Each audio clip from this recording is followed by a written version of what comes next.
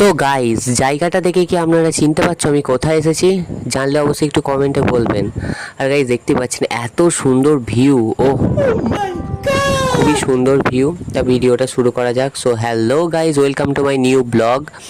তো গাইস, আমি এসেছিলাম পড়তে, পড়া শেষ হয়ে গেছে, ভাবলাম একটু ব্রিজ থেকে ঘুরে আসি, অনেক দিন যাওয়া হয় না।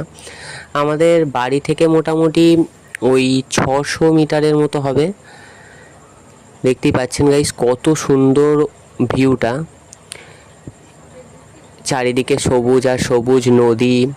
এগুলো শুধুমাত্র গ্রামের মধ্যেই দেখতে পাওয়া যায়। আর গ্রামও গাইস একটু বেশি সুন্দর হয়। এত সুন্দর গাইস, এত সুন্দর, যত বলবো ততই কম হয়ে যাবে। গ্রামের মধ্যে গাইস একটা অন্যরকমই অনুভূতি।